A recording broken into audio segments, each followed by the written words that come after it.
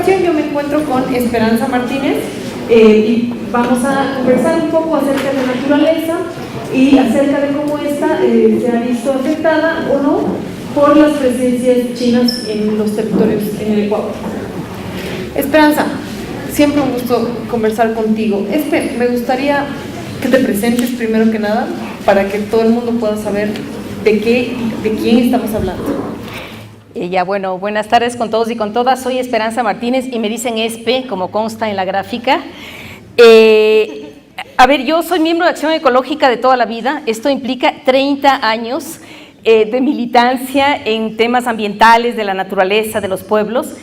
Yo estudié biología y después pasé a trabajar en la Asamblea Constituyente en la idea de promover temas ambientales y terminamos trabajando todo este concepto de la naturaleza como sujeto de derechos. Terminado el proceso constituyente, entré en una crisis psicológica porque no estaba segura para qué iban a servir estos derechos de la naturaleza y entonces me metí a estudiar Derecho y ahora también soy abogada. Todavía la crisis continúa, todavía no tengo certezas y todavía no tengo constancias de que el hecho de que la naturaleza sea sujeta de derechos esté implicando una verdadera transformación, por lo menos a nivel de la institucionalidad. Sin duda hay cambios importantísimos a nivel de la gente, a nivel de la sociedad, a nivel de los jóvenes. Como Esperanza, siempre te escucho a ti hablar acerca de la naturaleza y justamente es esto lo que me interesaría profundizar. Me gusta mucho tu visión de naturaleza como sujeto de derechos, como un sujeto activo, y quisiera que me digas cómo tú entiendes a la naturaleza y cómo vives tu relación con ella. Creo que tal vez lo interesante es que durante muchos años, digamos desde los años 70 más o menos, se puso como muy de moda el tema del medio ambiente y el tema del medio ambiente, nos convocó a reflexionar sobre el entorno en el que vivimos, ¿no? Pero pasado el tiempo y sobre todo cuando vas entrando en contacto en los territorios con la gente que vive ligada a esos territorios, te das cuenta que esos conceptos de medio ambiente finalmente son limitados, que la naturaleza es distinta, que tal vez no hay una naturaleza, hay un solo concepto, hay muchos conceptos de naturaleza. Y cuando se decidió reflexionar sobre los derechos de la naturaleza, de hecho, se lo reflexionó bajo el paradigma más bien indígena, ¿no? Por eso cuando se habla en el Ecuador de la naturaleza se dice naturaleza o Pachamama. Con eso estamos diciendo que no es el concepto de naturaleza que aprendimos en 4º grado o en 3er grado, que es un concepto distinto, es decir, que no es mi concepto, no es mi reflexión. Esta es la manera como tienen los pueblos ligados a la tierra de ver a la naturaleza, en donde primero los seres humanos somos parte. De hecho, el pueblo Colla tiene una frase muy bella, que cuando habla de sí mismos y de los seres humanos dice, somos tierra que camina. Y claro, es eso lo que somos, ¿no? O sea, el hecho es que los seres humanos somos parte de la naturaleza y esto no solamente es una visión indígena, sino que ahora es una visión bastante aterrizada en las ciencias, ¿no? O sea, nosotros tenemos los mismos componentes que la tierra e inclusive los mismos microorganismos y componentes biológicos que la tierra caminando por nuestro cuerpo, ¿no? Pero además para los pueblos indígenas, aparte de saberse parte de la tierra, se saben hermanos de las otras especies y saben que en la naturaleza también están incluso los seres espirituales. Entonces esta visión en donde naturaleza tiene que ver con un mundo de relaciones, de otros animales, de las plantas, de los microorganismos, es un sentido como mucho más integral. Entonces prefiero pensar en la naturaleza como Pachamama, más que en la naturaleza como componentes bióticos y abióticos, porque ya a estas alturas del partido, esta división entre los seres inertes y los seres vivos, ya las fronteras ya cambiaron, ¿no? O sea, ahora ya se sabe que todo está vivo, que todo se mueve en distintos tiempos y que todo está constituido por, finalmente por los mismos componentes vitales, ¿no? Justamente he tenido en alguna ocasión ya anterior la oportunidad de escucharte acerca, por ejemplo, de las relaciones y las interacciones que tú ves de la naturaleza con los seres humanos, digamos en este caso los pueblos indígenas, porque sí lo he escuchado de esa manera, pero además también la naturaleza entre sí. Entonces, hace algún tiempo atrás te escuché decir que los ríos tienen memoria, que comunican cosas, que transportan vida, y me gustaría que profundices un poco sobre esto. Bueno, yo creo que durante mucho tiempo, digamos, en una parte de nuestros interiores, sí vimos a la naturaleza con esta fuerte dosis, digamos, de sentidos más existenciales, ¿no? Ahora hay una corriente muy importante a nivel internacional de reconocer, por ejemplo, al río como sujeto, como un sujeto. En Colombia acaba de haber una sentencia de la Corte Constitucional que reconocía esta condición de sujeto, casi de persona con derechos a un río, y esto ha pasado ya en Nueva Zelanda y ha pasado en otros territorios, ¿no? Y la reflexión que hay es que no solamente el río alberga vida, no solamente es de alguna manera parte de nosotros, dependemos del río, sino que hay una interacción, como permanente, ¿no? Yo he escuchado a la gente decir, por ejemplo, que las lagunas en sus reflejos guardan la memoria de toda la gente que vivió allí. Y claro, uno se pone a pensar, ese reflejo existe, es decir, no es solamente poesía. O sea que hay un problema físico, hay un problema, digamos, biológico que te hace pensar que todo está con vida, ¿no? Que los árboles sienten, en muchos casos estas cosas cada vez son más demostradas, que cómo funcionan las plantas, cómo se mueven, cómo tienen sensaciones, cómo sienten el calor. Es tan sencillo como que el girasol busca el sol, o sea, se mueve buscando el sol, es decir, hay un grado de sensibilidad en la naturaleza que uno pretende olvidar para poder dominarla. Pero cada vez es más clara que hay muchos animales y muchas plantas que son mejores que los seres humanos en muchos sentidos, si es que cabe la reflexión de ser mejor, porque eso, digamos, es un poco absurdo, pero un perro huele mucho mejor que nosotros. Hay el gusano de la seda, por ejemplo, es fantástico el gusano de la seda porque reconoce a su pareja a 10 kilómetros de distancia. Digo, nosotros no reconocemos a veces cuando se sienta atrás. Y hay esta capacidad de los seres vivos de comunicar temas que a los seres humanos nos cuesta terriblemente entender. Por ejemplo, las opciones sexuales del pez. El pez de Nemo, el pececito este chiquito de Nemo, cambia de sexo casi a discreción, digamos. Y entonces, si todas estas cosas eran naturales, es mucho más fácil entender estas cosas si nos acercamos a ellas. Yo siempre pongo el ejemplo del camarón mantis porque me fascina. Piensen que reconoce 12 colores, nosotros reconocemos 3. Entonces, sí te permite ver que en la naturaleza hay una capacidad de sensaciones y de habilidades que son fantásticas y que necesitamos un poco más de modestia. Bueno, justamente en este marco en el que tú planteas de tanta diversidad, de tanta vida y también de tanta heterogeneidad, digamos, estamos actualmente y en este foro, en este espacio específicamente para discutir un poco de cómo la presencia china influye, digamos, sobre la naturaleza. Y en este marco de entender a la naturaleza como sujeto de derechos, como entenderla como algo completamente lleno de vida, con interacciones, con memoria, con procesos muy propios y además con cierta sabiduría, me gustaría saber cómo es que tú ves la presencia china en los territorios, además en territorios algunos muy frágiles, como los que hemos visitado recientemente, y también otros como por ejemplo el Yasuní. Bueno, lo primero que debo decir es que, digamos, no es la presencia china, ¿ya? Es que acá no es que están llegando monjes o están llegando sacerdotes o filósofos o están llegando científicos. Cuando nosotros pensamos en la presencia china en el Ecuador, pensamos en una presencia de algunas de las industrias, ¿no?, digamos, más sucias de la humanidad, digamos, ¿no? O sea, cuando pensamos en la presencia china, estamos pensando en las empresas petroleras, en las empresas mineras, en aquellas que construyen grandes obras de infraestructura. Entonces, creo que en eso hay que tener un poco de cuidado, ¿no? Porque digamos, sin duda, esa no es la presencia china.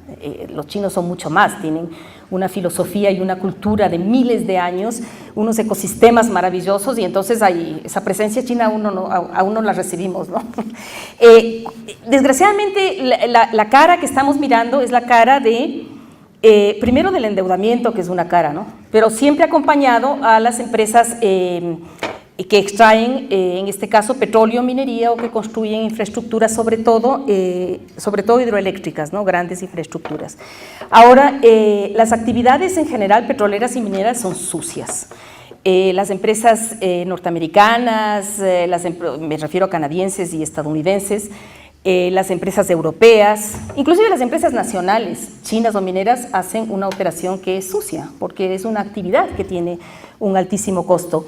Pero, digamos, más allá de esa generalización, sí hay algunas particularidades de estas empresas chinas, y creo que es importante que las reflexionemos, porque eso es lo que estamos mirando, digamos, y porque solamente sobre la base de reflexionar esas particularidades vamos a encontrar cuáles pueden ser nuestras particularidades de resistencia y de construcción de solidaridades, aunque sea ya tan lejos, ¿no?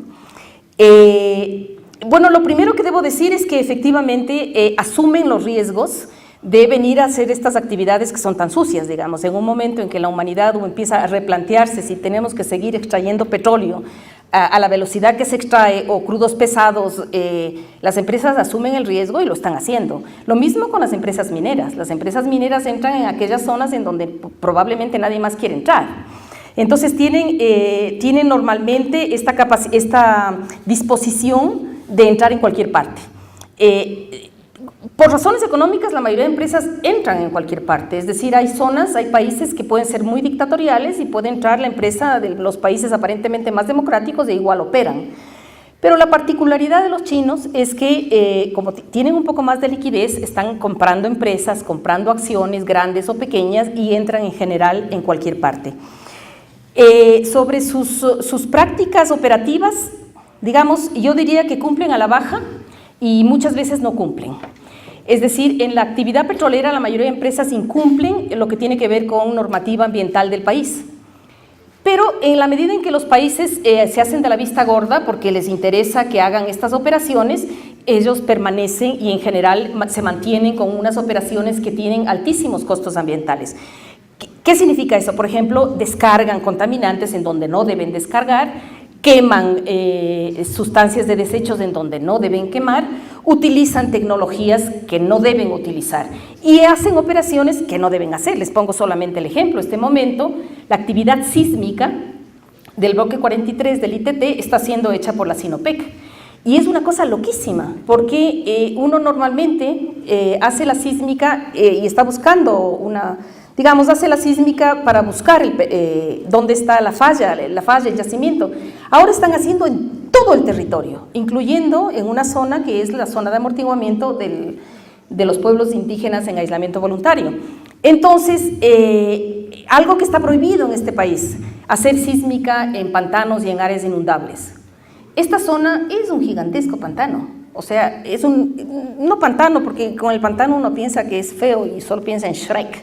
No, me corrijo, más que pantanos, aunque son más pantanosas desde el punto de vista biológico, son gigantescas lagunas. El Yasuní está hecho de un espejo de agua gigantesco, no siempre permanente, sino a veces por las épocas de lluvia, pero es gigantesco, ahí se está haciendo la sísmica. Y ustedes pueden imaginar que es detonar pentolita en esas aguas en donde están los delfines rosados. Los delfines rosados, si a algo son sensibles, porque tienen su sistema de ecolocalización, es al sonido. Entonces eso está prohibido. Pero claro, el Estado les dio la concesión sísmica, ellos cumplen a la baja y están haciendo sísmica en esos territorios. Entonces, en general pasa esto. También hay una cosa curiosa que es, bueno, más que curiosa, un poco perversa, ¿no?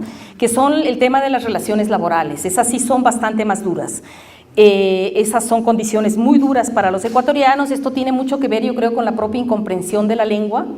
Nosotros acabamos de estar ahora, en estos días pasados, en la Codococa Sinclair, y a mí me dio una gran curiosidad ver cómo era la relación, ¿no? Entonces, casco blanco, jefes, y la gente lo dice, es el jefe, todos chinos. Casco rojo, capataces. Con estas palabras, ¿no? Capataces, son los que controlan a los ecuatorianos que trabajen, y casco amarillo, peones. Entonces sí es como una visión como casi feudal de cómo es el tratamiento y la relación de trabajo, y hay una gran incomprensión y la gente se queja de maltratos. Pensemos que no saben hablar el español, es casi por señas, y pensemos que obviamente los grados de intolerancia crecen porque hay esta especie de ansiedad que tiene que ver inclusive con sus propios salarios, digamos. O sea, hay un problema del rendimiento y de la eficiencia que les afecta a los trabajadores, a los chinos también en los salarios. Entonces, las relaciones laborales son terribles. También saber que ya hay problemas ambientales acumulados en las zonas en donde ellos están, que son acumulados de empresas que estuvieron antes, y que lo que se está haciendo no solamente es continuar con la práctica, sino inclusive abaratarle un poco y acelerar un poco más los procesos de extracción. Y finalmente que sí hay muchas denuncias de este procedimiento que es típico de las empresas mineras, petroleras o de grandes infraestructuras, que es de un poquito de seducción y otro poquito de miedo. Seducción, llámese un poco el chantaje, ¿no? O sea, también le llaman corrupción. Pero la gente no acepta ser corrupta y haber corrompido a alguien, entonces solamente se le seduce y el otro cae en la seducción.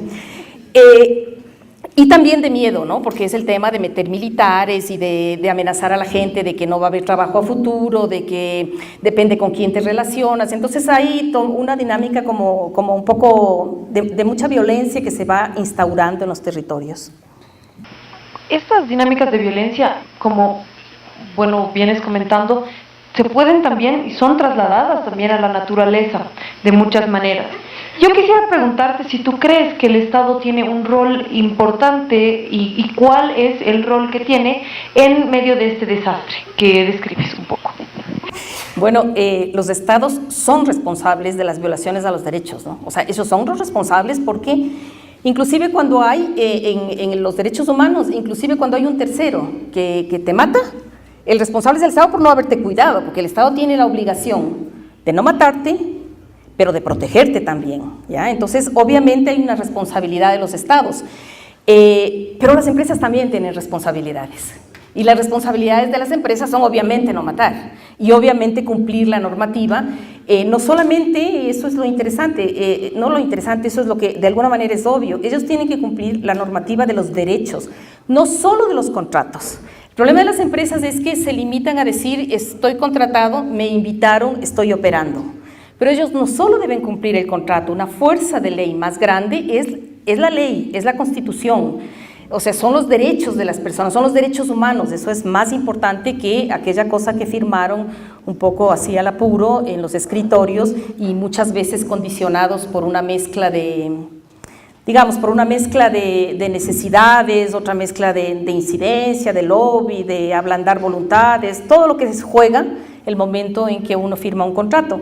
Entonces, claramente el Estado es responsable. En el caso del Ecuador, el Estado, como tenemos derechos de la naturaleza, el Estado tiene la obligación de proteger la naturaleza, sus ciclos vitales, los procesos evolutivos, la estructura de los ecosistemas. O sea, eso es mucho, eso es mucho. Tiene la obligación de precaución, es decir, el tema es que hay que prever, digamos, si es que hay el riesgo de que haya un daño, tiene que parar la actividad, tiene la obligación de restaurar, es decir, el Estado tiene la obligación, apenas haya un caso de contaminación o de destrucción, de intervenir, resolver, reparar y después pasar la factura a quien lo hizo, digamos, en este caso a las empresas, y eso no está cumpliendo el Estado. Pero las empresas tampoco están cumpliendo los derechos que implica, por ejemplo, no poner pentolita en los pantanos, y respetar a las comunidades, ejercer violencia contra los trabajadores, descargar contaminantes libremente a los ríos. Entonces, ahí hay como dos conjuntos de responsabilidades, ¿no? Ajá. A mí siempre he tenido una curiosidad, Esperanza, a mí me llama mucho, siempre me ha llamado mucho la atención la particularidad de que en Ecuador, por ejemplo, tienen una legislación que protege mucho el tema de las semillas y el tema de la alimentación, y esto es un poco saliendo un poquito del tema, pero a mí me llama mucho la atención y me parece muy curioso que China sea uno de los principales exportadores de herbicidas actualmente a América del Sur. No sé cómo ves eso tú desde el Ecuador, me gustaría saber un poco tu opinión. Bueno, con una profunda tristeza, porque acaba de aprobarse una ley de semillas y estamos yendo digamos, de retro en muchas de las cosas que se habían logrado con la Constitución, ¿no? Pero sí, efectivamente, uno de los grandes problemas que hay en el mundo es el tema del uso de agrotóxicos. Y China es un exportador importantísimo, el más importante exportador de agrotóxicos. China, por ejemplo, ahora actualmente el Ecuador es un país que todos sabemos produce banano y alrededor del banano hay muchísimos problemas de contaminación de la salud de los trabajadores y de la salud de la gente que vive alrededor de las bananeras. Ese es uno de los casos dolorosos que tiene el Ecuador, que su producto estrella está provocando una cantidad de muerte y de insalubridad en las zonas en donde operan las bananeras. El mancozeb, que es con lo que se fumiga, ahora es importado desde China. China está comprándose a Syngenta, es decir, que es la empresa de agrotóxicos más grande, ¿no? Entonces, no parecería que haya un cambio en este modelo basado en los agrotóxicos, que haya un cambio como de matriz tecnológica, al contrario. Y para países como nosotros, esto tiene un costo terrible, porque si el Ecuador tiene algo maravilloso es justamente su tierra, su agricultura, su biodiversidad, su posibilidad de producir sano. Si uno piensa en qué oportunidad tenemos a futuro, es esa, porque nadie quiere comer productos envenenados, y a medida que hay una cultura de conciencia, el producir sano es una oportunidad, digamos, una oportunidad para campesinos y una oportunidad para el país. Y sin embargo, el modelo que se va sentando es justamente el modelo basado en agrotóxicos, y ahí también nos encontramos a capitales chinos, ¿no? Sí, a mí me llamaba mucho la atención, y me llama en realidad mucho la atención esta lectura de que cada vez más estos escenarios de devastación están poniendo en un riesgo potencial fatal, digamos, que la existencia humana y de otras formas de vida. Y me gustaría saber, ¿cómo ves tú, si para ti tiene algún tipo de impacto particular, digamos, que el modelo chino, digamos, ¿no?, en el Ecuador, y cuáles consideras tú que son los principales retos ahora, digamos que mirando hacia adelante, en relación a las resistencias que vienen digamos que hacia adelante, como te digo, ¿no? Bueno, lo primero es decir que China estará dando sus propias batallas, y la gente en China, me imagino, ¿no? Y ahora hemos escuchado ponencias en donde, claro, el tema ambiental ya no puede ser tratado como un tema marginal. Entonces algo pasará también allí, ¿no? Pero pensando en nuestra dinámica, en nuestros escenarios, lo que es verdad es que, digamos, si hay algo en el Ecuador es que nosotros hemos logrado lo que hemos logrado, con procesos de protesta, con procesos de resistencia. En este país no sé si se habrá construido algún kilómetro de carretera, si no es con paros y procesos de los gobiernos locales, porque el Estado ha sido un Estado como muy débil, y la manera de exigencia ha sido mucho el tema de la resistencia y el tema de la protesta. Y eso es parte casi que de una cultura política, ¿no? El tema es que las empresas chinas, yo creo que vienen de otra modalidad de Estado. Es decir, para nosotros es muy claro que el Estado representa el capital, que ese Estado no es incluyente, que ese Estado desconoce las diversidades, que es un Estado colonial y que impone un modelo colonial, y que nosotros queremos pues romper ese modelo colonial, reivindicamos otras raíces y reivindicamos otras formas, digamos, ¿no? De hecho, una de las grandes reflexiones que hubo en Ecuador y también en Bolivia es el tema de la plurinacionalidad, es decir, no son estados únicos, ¿no? Sin embargo, yo entiendo que el sentido de Estado de las empresas chinas en este caso es un poco distinto, y ahí hay un sentido como de mucha más verticalidad, que me parece que es un poco problemática y que ya está generando problemas.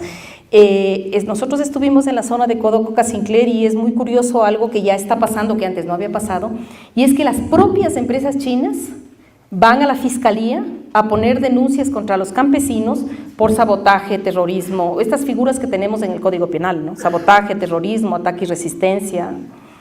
Y entonces es el propio actor que entra a pleitear con la comunidad.